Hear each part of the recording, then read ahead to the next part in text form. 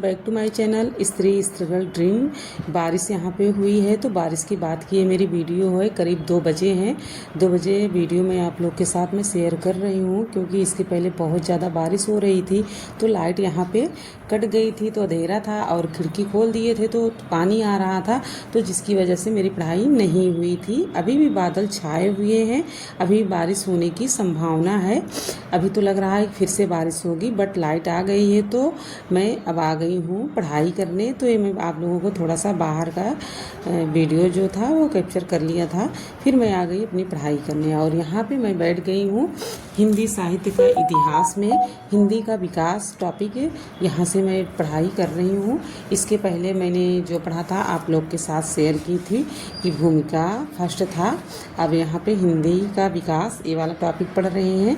इसमें है कि आदिकाल, मध्यकाल मतलब कब से कब तक है, और उसके बाद आधुनिक काल, ये सारी चीज़ें इसमें हैं। फिर उसके बाद इसमें संदर्भ दिया गया है, तो वो सारी चीज़ें हम कवर कर रहे हैं। फिर प्रथम खंड आएगा कि पूर्व पीठिका तथा आदिकाल। ठीक, तो इसमें आदिकाल के बारे में सब कुछ दिया रहेगा। आदिकाल में अध्याय पहला रहेगा जो नेक्स्ट वीडियो में है, हम आपको दिखाएंगे। अभी उसको हम पढ़े नहीं हैं, जब पढ़ेंगे तो फिर उसका वीडियो बनाएंगे। तो उसमें इतिहास, अर्थ एवं स्वरूप, ये सारे टॉपिक उसमें रहेंगे जो मुझे अभी पढ़ना है। क्योंकि मैं 0 लेवल से जब स्टार्ट की हूँ तो फिर स्टार्टिंग तो फिर इसी तरीके से होगी ना कि एक भी पेज छोड़ना नहीं है। कहीं से कुछ भी पूछ लेता है कि भूमिका किस में है, फर्स्ट में है या सेकंड में, पेज भी यहाँ तक पृष्ठ भी पूछा जाता है। तो उसी तरीके से पढ़ाई करना है। तो एक बार तो अभी पढ़ रहे हैं, बहुत अच्छे से समझ में नहीं आ रहा है। फिर भी जैसे मैंने LT ग्रेड में पढ़ा था, इसके पहले मैंने यस्टेट के पेपर देने के लिए मैंने पढ़ा था, यही सारी बुक थी।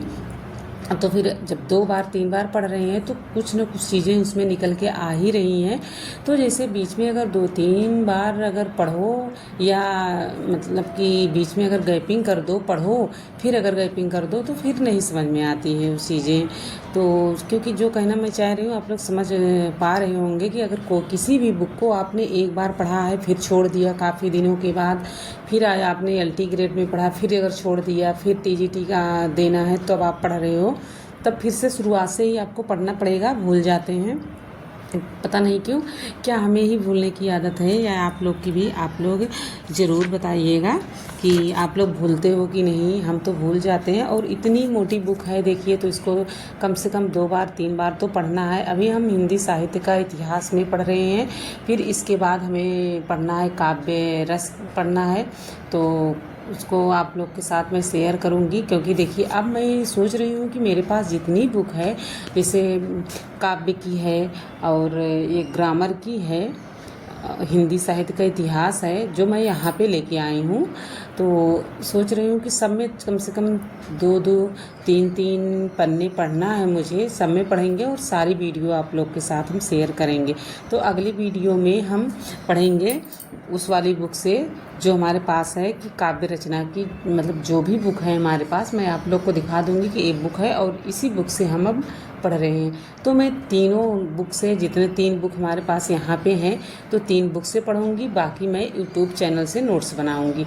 तो वो सारी चीज़ें आप लोग के साथ शेयर कर रही हूँ। तो अभी देखिए जैसे स्टार्टिंग में किसी भी चीज़ को आप अगर स्टार्ट करोगे तो एक बार मन नहीं लगेगा, फिर सोचेगो क्या पढ़ें, फिर इसी सारी तरीके से सारी चीज़ें दिमाग में चल रही हैं। अभी तो स्टार्टिंग ही है, तो स्टार्टिंग में तो थोड़ा सा देखिए मुश्किल तो लगता है। किसी भी काम को अगर करने में आप स्टार्ट करोगे ना तो भी मुश्किल लगेगा। जैसे आपने भी कोई नया काम अगर करना सीख रहे हो, या कहीं आप नए हो और वहाँ जाना चाह रहे हो, तो उसके बारे में आप टिप्पणी करोगे, डिस्कस करोगे कि हम कैसे करें, किस तरीके से करें, और क्या सही रहेगा क्या नहीं, किस तरीके से करना चाहिए।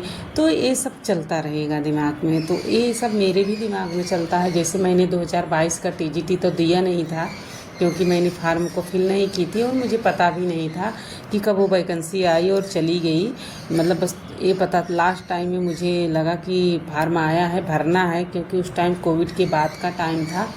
तो उस टाइम मेरे यहाँ कुछ ऐसी घटना घटी थी जिससे कि मैं आप लोग को क्या ही बताऊँ, नहीं होना चाहिए जो हो गया था।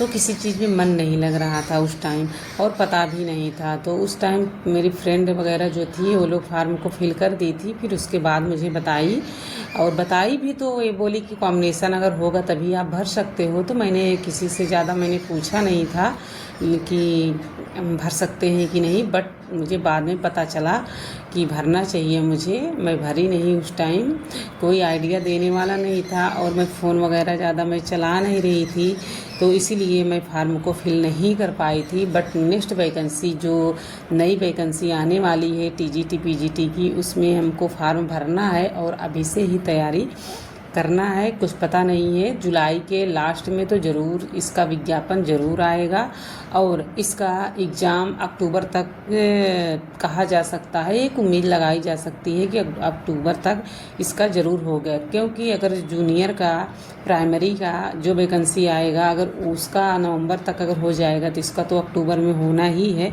तो अभी ऐसे बताया जा रहा है, मैं किसी चैनल के माध्यम से देखी थी, और अच्छे चैनलों से मैंने देखा था कि यह बताया जा रहा है कि संभवतः, ऐसा नहीं है, फिक्स नहीं है, सिर्फ संभवतः है कि एग्ज़ाम इसका अक्टूबर में हो। जो न्यू टीजीटी पीजीटी वैकेंसी आने वाली है, अगर जुलाई में नोटिफिकेशन उसका आ गया, तो विज्ञापन जारी हो गया, फार्म फिलअप हो गया, तो फिर अक्टूबर में तो होना है।